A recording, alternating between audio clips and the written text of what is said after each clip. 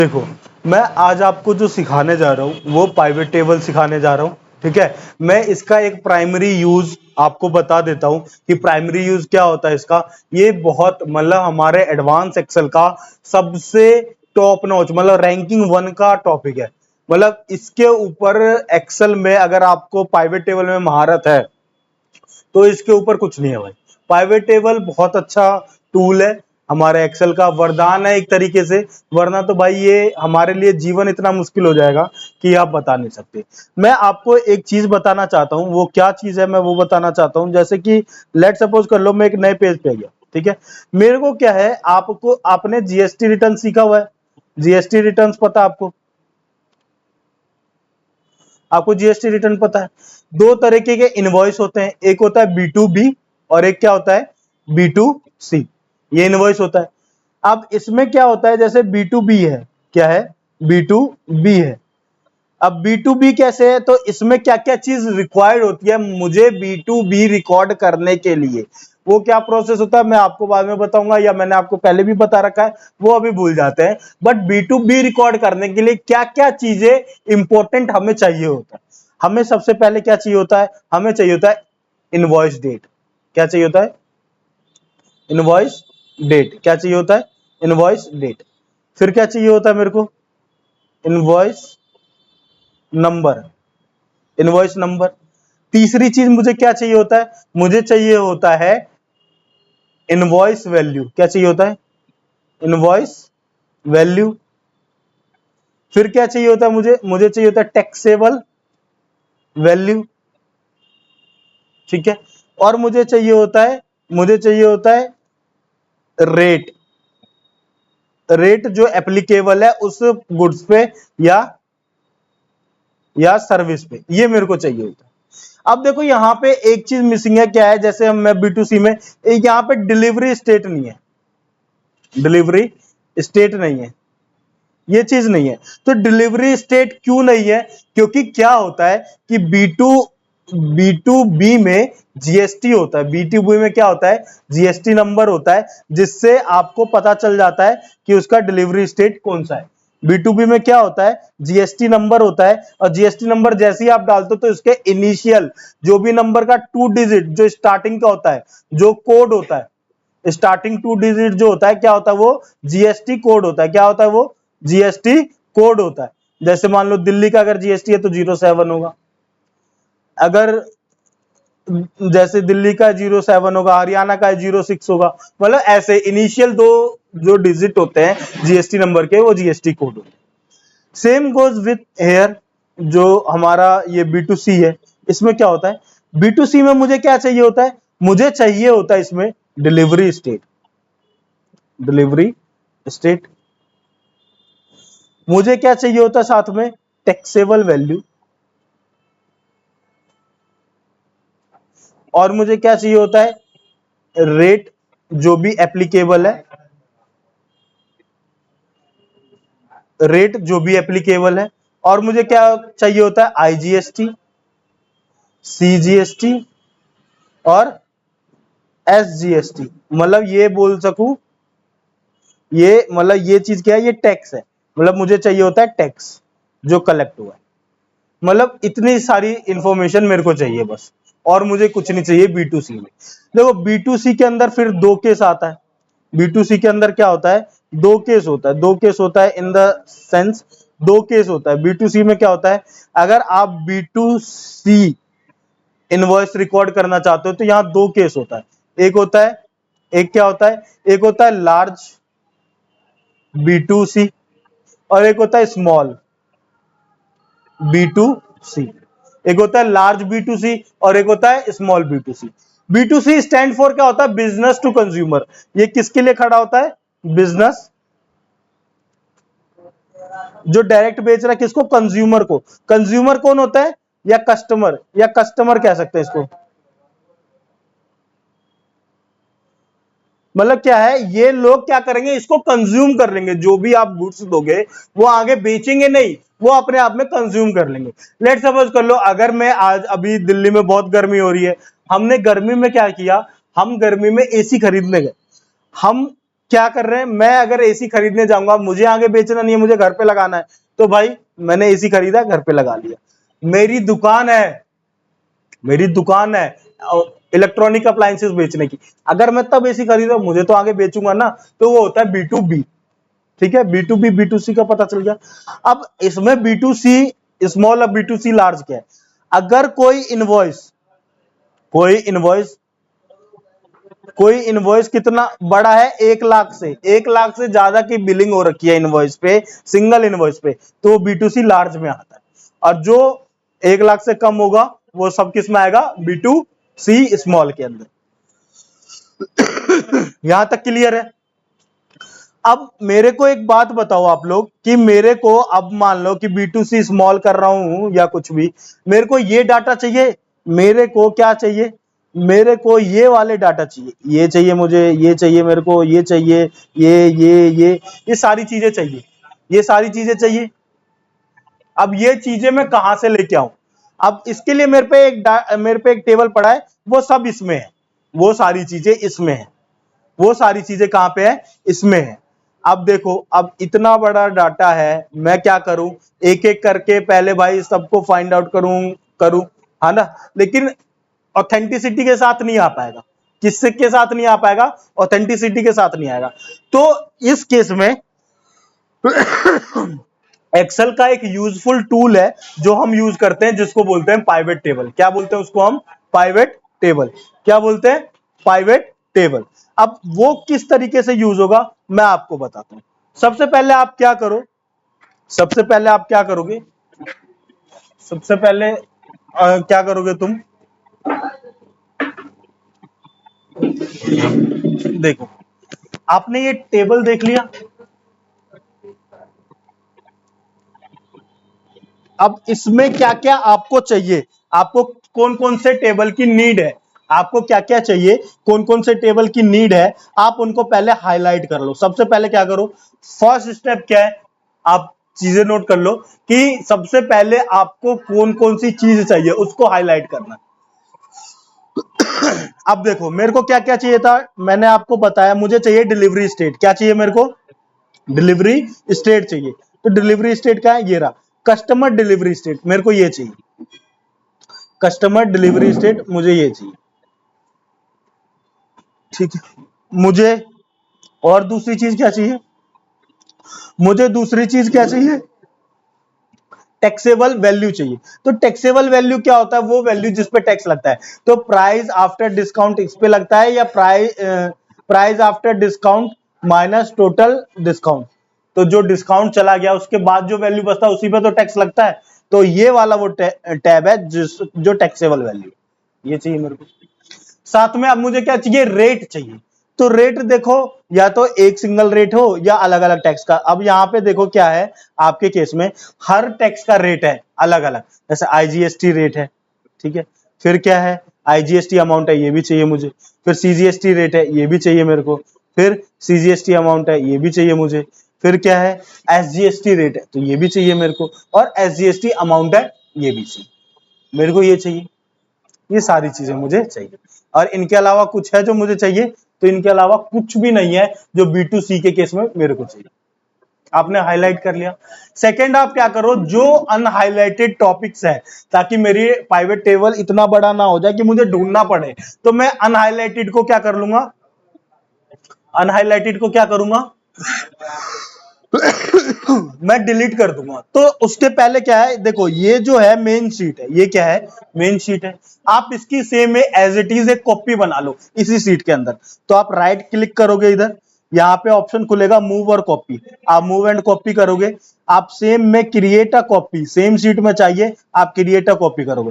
देखो cell report 2 करके एक कॉपी बन गई। ये इसलिए करना बहुत अनिवार्य है जब भी आप प्राइवेट यूज करो, ताकि आपका ओरिजिनल डाटा ना छिड़ जाए। अगर कुछ गलती हो जाए तो आपके पास ओरिजिनल डाटा तो रहना चाहिए आपको देखने के लिए, क्रॉस वेरीफाई करने के लिए। तो सेकंड स्टेप क्या है, आपको हमेशा कॉपी बनानी है। अब ये जो एक्सेस चीजें हैं इनको डिलीट करना है, तो कैसे डिलीट करोगे, आप पूरा रो सेलेक्ट करो।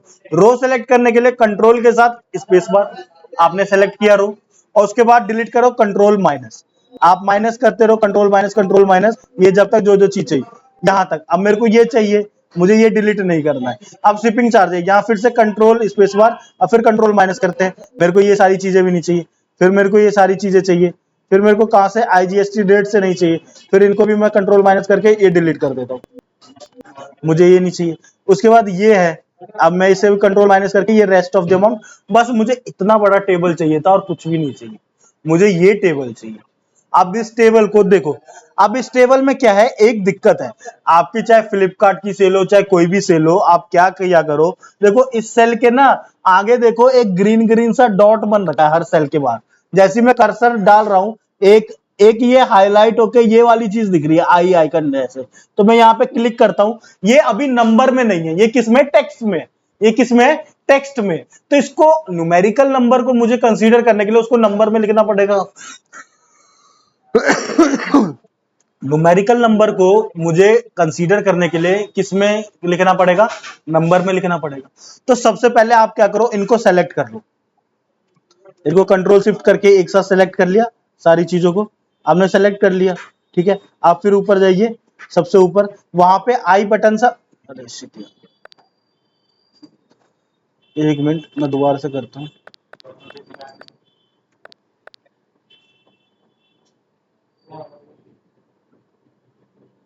ठीक है, अब ये नंबर देखो यहाँ पे कन्वर्ट हो रहा है, यहाँ पे मैं क्लिक करूंगा तो ये टैब खुल जाएगा, यहाँ कन्वर्ट टू नंबर, आप क्या कर दो, कन्वर्ट टू नंबर कर दो। आपने कन्वर्ट टू नंबर किया, ये सारी चीजें ऑटोमेटिक किसमें कन्वर्ट हो गई, नंबर में कन्वर्ट।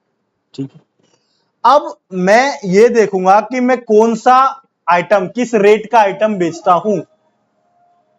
मैं क्या देखूंगा कि मैं किस रेट का आइटम बेचता हूं। इसका क्या मतलब है, किस रेट का आइटम बेचता हूं,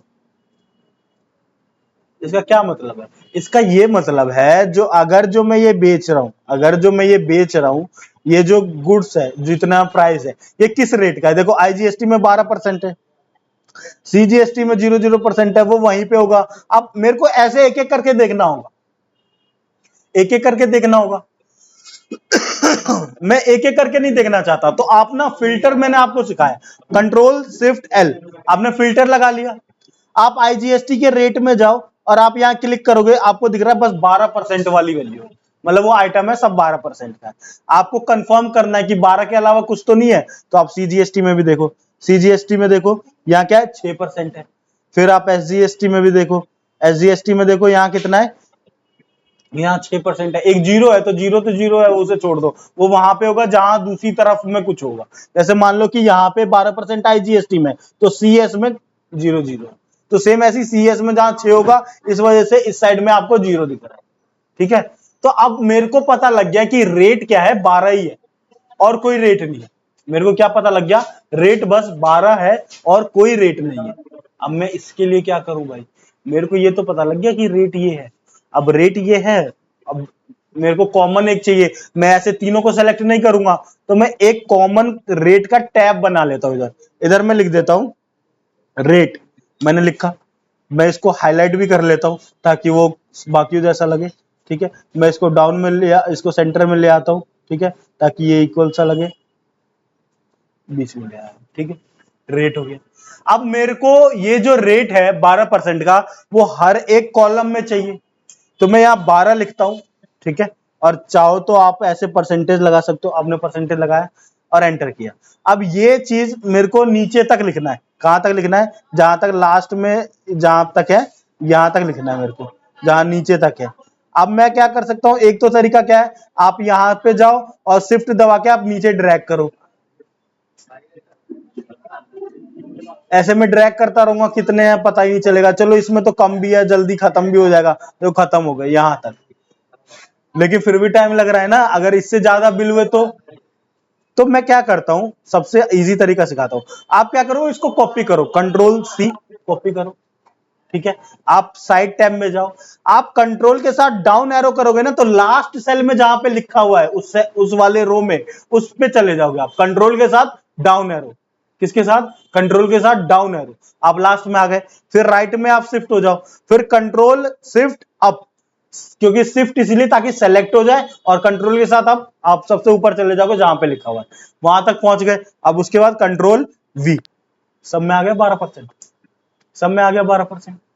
सब में आ गया, कोई तकलीफ नहीं है। आ गया भाई 12%, बहुत बढ़िया, मुझे मजा आ गया। अब हटा देते हैं। अब मेरे को क्या लगाना है, पाइवेट लगाना है। क्या लगाना है मेरे को, पाइवेट लगाना है। तो पाइवेट लगाने के लिए देखो एक चीज और मैंडेटरी है, पाइवेट टेबल लगाने के लिए हेडिंग ब्लैंक नहीं होना चाहिए। अगर मान लो कोई हेडिंग ब्लैंक है, यहां पे मैं एक रो ऐड कर देता हूं, मान लो यहाँ पे देखो हेडिंग ब्लैंक है, अब मैं पाइवेट लगाऊंगा तो देखो पाइवेट लगेगा ही नहीं। पाइवेट टेबल में लगाने के लिए आपको देखो पाइवेट टेबल, एक तो क्या तरीका है, आप सीधा इंसर्ट पे जाओ, इंसर्ट पे जाके यहाँ पाइवेट टेबल का ऑप्शन है, आप इसे सेलेक्ट करो। अब जैसे इसको ओके करूंगा, ये क्या बोल रहा है, ये वार्निंग दे दे रहा है। उस वार्निंग में यही लिखा है कि आपने जो सेलेक्ट किया उसमें एक हेडिंग नहीं है, आप हेडिंग डाल दो, वो ये बोल रहा है। तो हम इसको कट कर देंगे। अब मैं अभी तुम्हें बताने के लिए मैंने ये जानबूझ के ऐड ऑन किया था। इसका मतलब कि अगर कभी भी आप पाइवेट लगाते हो और ऐसी कोई वार्निंग आती है, सबसे पहले आपको क्या देखना है कि मेरे सेल के अंदर कहीं वो तो नहीं छूट गया, क्या नहीं छूट गया, कोई हेडिंग तो नहीं छूट गई। ठीक है, मैं इसको डिलीट मार देता हूं। और दूसरा क्या तरीका है, एक तो इंसर्ट में जाके था, एक आप पहले सेलेक्ट करो, उसके बाद Alt N V T, shortcut क्या है पाइवेट टेबल का, ऑल्ट एन वी टी, और फिर एंटर कर दो, बन गया पाइवेट टेबल। अब मेरे को किस तरीके से टेबल चाहिए था, मेरे को चाहिए था डिलीवरी स्टेट। अब आप बोलोगे सर आपने यहां पे भी तो कर ही लिया, अब आप ये पाइवेट टेबल क्यों बना रहे हो, आपका यहां पे भी तो हो गया। लेकिन बच्चों देखो, मुझे टोटल सम चाहिए होता है, क्योंकि B2C में मुझे हर एक स्टेट में कितना सेल हुआ है वो उसका सम चाहिए होता है।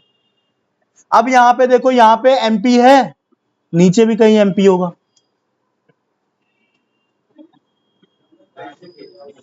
नीचे भी देखो कहीं MP होगा, ये रहा MP, देख रहे हो। मतलब क्या है, ये क्या है, जिस दिन जो सेल हुआ है उस दिन उस स्टेट का सेल है। लेकिन मेरे को क्या चाहिए, पूरा MP टोटल में सेल पता चल जाए। तो उसके लिए टोटल में एक ही जगह पता लग जाए, उसके लिए मैं क्या लगा रहा हूं, पाइवेट टेबल। और पाइवेट टेबल के बाद रेट वाइज लगता है, तो मैं यहां गया, देखो लग गया। अब मैं यहां सेलेक्ट करूंगा delivery state, customer delivery state, मैंने सेलेक्ट कर लिया। उसके बाद मैं सेलेक्ट करूंगा रेट, मैंने रेट सेलेक्ट कर लिया। देखो रेट आपका हमेशा वैल्यू में वो चीजें आनी चाहिए जो किससे बिलोंग करती है, जिसका आपको सम चाहिए। वैल्यू में हमेशा न्यूमेरिकल चीज आएगी। आपको रो में लिखना है तो आप ऐसे करो, वरना मैं ये डिलीवरी स्टेट को कॉलम में ले जाऊंगा तो ऐसे डिलीवरी स्टेट हो जाएगा। बट मेरे को तो ऐसे चाहिए रो में, तो इसलिए मैं रो में लेके गया हूं उसको। आपको कैसा देखना है, बस जो वैल्यू वाली चीजें हैं वो बस वैल्यू में जाएंगी, मतलब जो न्यूमेरिकल चीज है वो वैल्यू में जाएंगी, बाकी आपके अकॉर्डिंग रो में कॉलम में जाएगा। ठीक है, अब देखो जैसे इधर रेट चला गया, इस रेट को उठा के यहां यहां ला दिया, देखो ये इसके नीचे घुस गया, उसके नीचे आ रहा है। मैं क्या करूंगा, यहां पे देखो जब ये डाउनवर्ड एरो बन जाएगा, आप देख रहे हो, देखो देखो जैसे मैं ऐसे करूंगा, ये डाउनवर्ड एरो बन गया, ये सारे हाईलाइट हो गए वो वाले जो उस सेल में लिखे। यहाँ पे राइट क्लिक करूंगा, यहाँ पे फिर मैं जाऊंगा फील्ड सेटिंग में, किस में जाऊंगा, फील्ड सेटिंग में जाऊंगा। फिर मैं यहां से नन कर दूंगा, इसको नन कर दूंगा, सब टोटल मुझे नहीं चाहिए। और फिर यहां जाऊंगा मैं लेआउट एंड प्रिंट के अंदर जाऊंगा, और फिर यहाँ शो आइटम इन टेबुलर फॉर्म, क्या कर दूंगा, शो आइटम इन टेबुलर फॉर्म, यहां कर दिया और इसको ओके कर दिया। इससे क्या हुआ मेरा, इससे मेरा क्या हुआ, सारे स्टेट के सामने सामने आ गया भाई रेट, देख रहे हो, हर स्टेट के सामने आ गया रेट, जो पहले उसके नीचे घुस रखा था, देख रहे हो आप, आ गया ना। अब मेरे को क्या सिलेक्ट करना है, अब मेरे को सिलेक्ट करना है टैक्सेबल वैल्यू, तो ये है टैक्सेबल वैल्यू, ये सम आ गया टैक्सेबल। फिर मेरे को क्या सेलेक्ट करना है, IGST अमाउंट, क्योंकि रेट तो मैंने कॉमन वाला सेलेक्ट कर लिया, IGST अमाउंट। फिर मुझे क्या सेलेक्ट करना है, CGST अमाउंट, और फिर क्या करना है, SGST अमाउंट। अब इससे क्या, सॉरी SGST रेट से SGST अमाउंट। अब इससे देखो क्या हो गया, अब मैं इसको पूरा सेलेक्ट कर लो आप इसको, और यहाँ पे आप रैप टैक्स कर दोगे, रैप टैक्स, तो अपने अच्छे फॉर्मेट में आ जाएगा। अब देखो ये मेरे लिए इजी है, अगर मुझे हर स्टेट का सेल चाहिए कि किस जगह कितनी सेल हुई है, तो इससे पता लग रहा है। बस दिल्ली वाले में लगना था CGST SGST, तो दिल्ली वाला देखो CS में बटा हुआ है। समझ आया, समझ आया। अब अगर आप कहोगे कि इसको सर आप जो कस्टमर डिलीवरी स्टेट है इसको आप कॉलम में ले जाओ, तो अगर मैं इसको कॉलम में ऐसे ले जाऊंगा तो देखो कैसा हो जाएगा। ये देखो आंध्र प्रदेश की इतनी सेल है, फिर ये ऐसे, ये देखो ये कितना गंदा सा हो गया और कैसा हो गया। तो हमें किस अकॉर्डिंग चाहिए उस अकॉर्डिंग रखना है। अब मेरे को ये ज्यादा अच्छा सूटेबल लग रहा है, यहाँ ऊपर रख दिया। अब ये ज्यादा सूटेबल है, देखो देख रहे हो आप, ये ज्यादा सूटेबल है, ये ज्यादा सूटेबल है, मैंने ये कर दिया।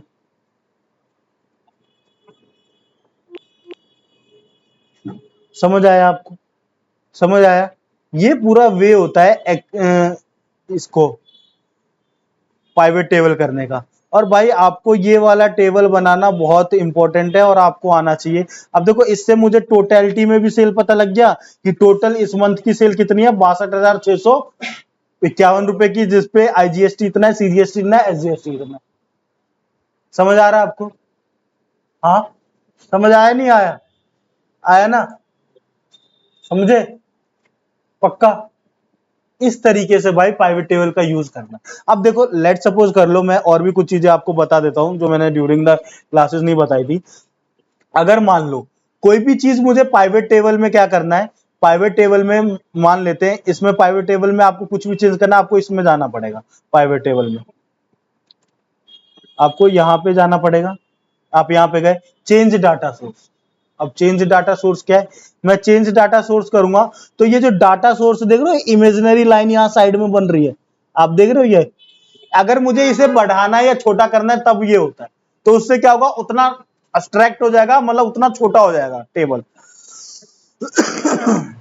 फिर यहाँ पे रिफ्रेश कर दूंगा तो जो भी, अगर मैंने कुछ चेंज वहां किया, लेट सपोज करो मैं इसमें जाता हूं, यहाँ पे मैं एक स्टेट डाल देता हूँ, ऐड कर देता हूँ, यहाँ स्टेट, एक स्टेट में ऐड कर देता हूँ, यहाँ पे कंट्रोल प्लस करके मैं यहाँ एक स्टेट ऐड कर देता हूँ। स्टेट का नाम है AFL सिटी, ठीक है, मैंने ये डाल दिया।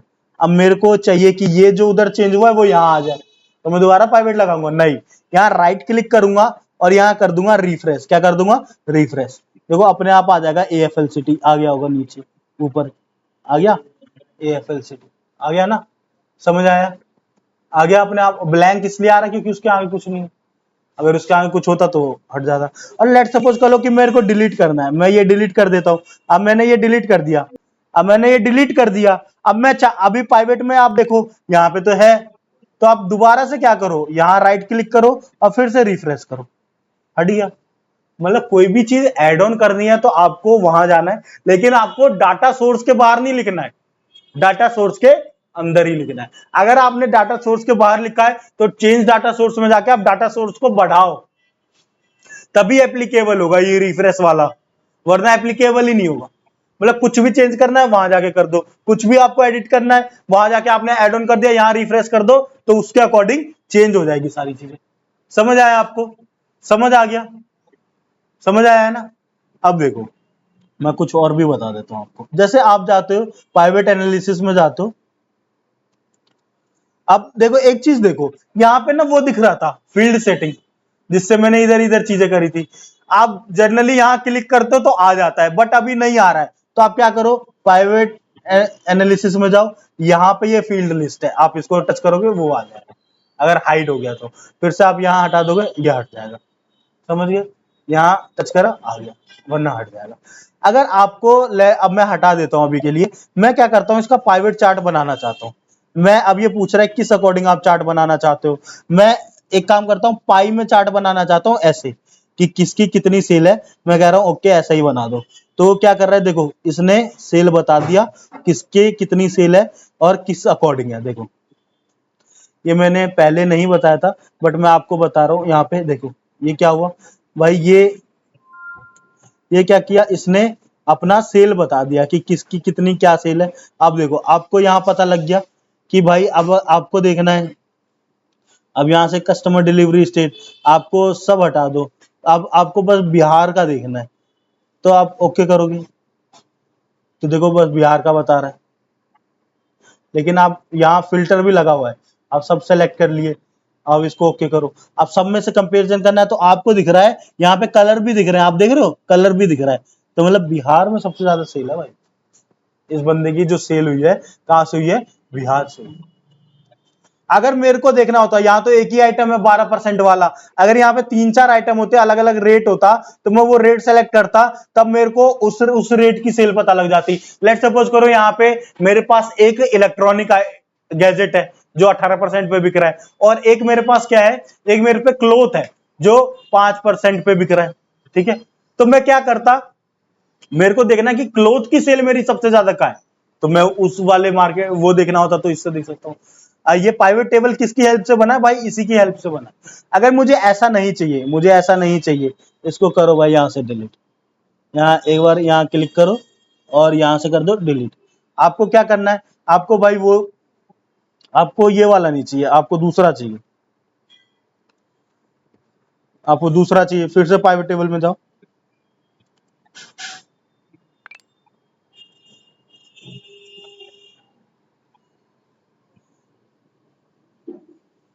आप पाइवट टेबल में गए, आपको कैसे चाहिए, आपको यहाँ पे कहाँ गया ये पाइवट चार्ट, आपको किस तरीके से, देखो यहाँ पे ऐसे भी है स्केल, आपको इसमें लाइनिंग में चाहिए, आपको कॉलम में चाहिए, आपको एरिया वाइज चाहिए, किस तरीके से चाहिए, आपको स्टॉक में चाहिए, मैं समझ रहा हूँ। तो आप चाह रहे कॉलम में, ये वाला भी आपने चार्ट देखा तो ओके कर दिया। तो इससे देखो अब ये पता चल रहा है 12% की जो सम वाइज जीएसटी है, कहाँ पे कितना है, किस हिसाब से है, सारी चीजें पता लगेगी। समझ आ रहा है। तो इस तरीके से चार्ट बनना भी बहुत इजी है। आपने सेम कभी रिपोर्ट बना रहे हो, आप फील्ड आप एक्सपेंशन दिखा रहे हो, तो आप आराम से बना सकते हो। समझ आया, समझ आया जी।